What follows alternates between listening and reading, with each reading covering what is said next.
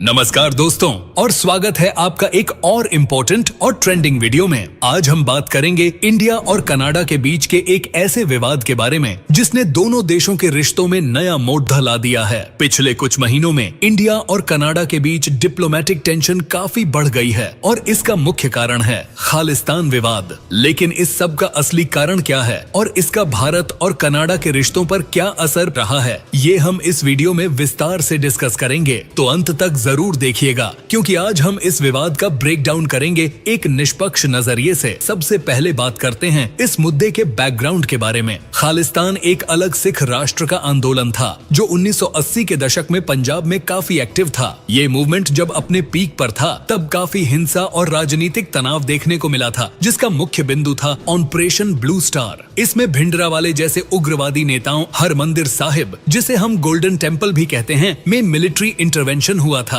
इसके तुरंत बाद इंदिरा गांधी की हत्या हुई और इसका परिणाम था 1984 के एंटी सिख दंगे। और ये सभी घटनाएं आज भी भारत के इतिहास में एक संवेदनशील अध्याय के रूप में याद की जाती हैं। ये सब होने के बाद भी खालिस्तान मूवमेंट भारत में कमजोर पड़ गया, लेकिन कनाडा, यूके और कुछ अन्य पश्चिमी देशों में कुछ उग्रवादी समूह आज भी इस मूवमेंट को सपोर्ट करते हैं। कनाडा में जो पंजाबी सिख डायस्पोरा है उसमें कुछ लोग ऐसे हैं जो खुलेआम खालिस्तान का समर्थन करते हैं और यही वजह है कि आज इंडिया और कनाडा के रिश्ते में डिप्लोमेटिक टेंशन देखने को मिल रही है। 2024 की ताजा घटनाएं। 2024 में यह मुद्दा तब और ज्यादा गंभीर हो गया जब कुछ महीने पहले कनाडा में एक प्रमुख घटना हुई। एक प्रख्यात खालिस्तान समर्थक नेता हरदीप सिंह निज्जर की हत्या हुई और कुछ उग्रवादी समूहों ने यह खुलकर कहा कि इसके पीछे भारत का हाथ हो सकता है। कनाडा के प्रधानमंत्री जस्टिन ट्रूडो ने भी औपचारिक रूप से संसद में यह बयान दिया जिसमें अप्रत्यक्ष रूप से भारत को जिम्मेदार ठहराया गया। इस बयान के बाद दोनों देशों के बीच डिप्लोमेटिक रिलेशन में तेजी से गिरावट देखने को मिली। यहाँ तक कि दोनों देशों ने अपने कुछ राजनयिकों को वापस बुला लिया और व्यापारिक समझौतों पर भी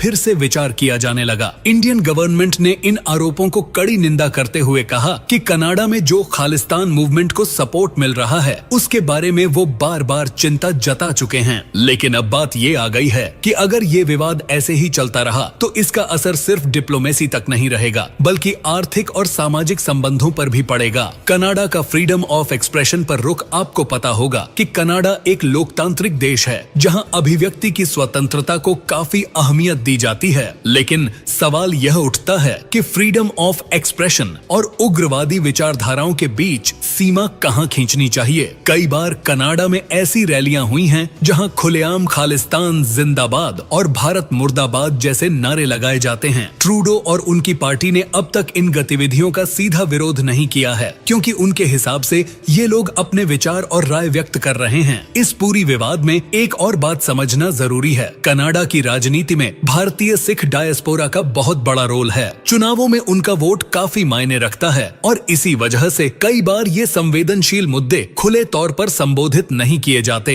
लेकिन अब यह मामला इतना बढ़ चुका है कि कनाडाई सरकार को आधिकारिक रूप से जवाब देना पड़ा, जो उनके कूटनीतिक रिश्तों को और ज्यादा बिगाड़ रहा है। भारतीय कनाडाई संबंधों पर प्रभाव इस पूरे विवाद का असर दोनों देशों के आपसी संबंधों पर तो पड़ेगा ही, लेकिन इसका सबसे बड़ा प्रभाव छात्रों, व्यापारियों और आम जनता पर भी होगा। आपको शायद पता हो कि कनाडा में हर साल लाखों भारतीय छात्र उच्च शिक्षा के लिए जाते हैं और वहाँ बसते भी हैं। अगर ये डिप्लोमेटिक टेंशन ऐसे ही बढ़ते रहे तो वीजा, इमिग्रेशन पॉलिसी और यहाँ तक कि व्यापारिक समझौतों पर भी असर पड़ सकता है। ट्रेड की बात करें तो भारत और कनाडा के बीच $8 बिलियन से ज्यादा का वार्षिक व्यापार होता है। अगर दोनों देशों के बीच ये मुद्दा चलता रहा तो ये व्यापारिक रिश्ते भी खतरे में आ सकते हैं। भारत का रुख और समाधान की दिशा, भारतीय सरकार ने आधिकारिक रूप से ये रुख अपनाया है कि वो कनाडा के आंतरिक मामलों में हस्तक्षेप नहीं करते, लेकिन उन्होंने बार बार यह चिंता जताई है कि कनाडा में जो उग्रवादी खालिस्तान गतिविधियां हो रही हैं उन्हें नियंत्रित किया जाए। ये बात सच है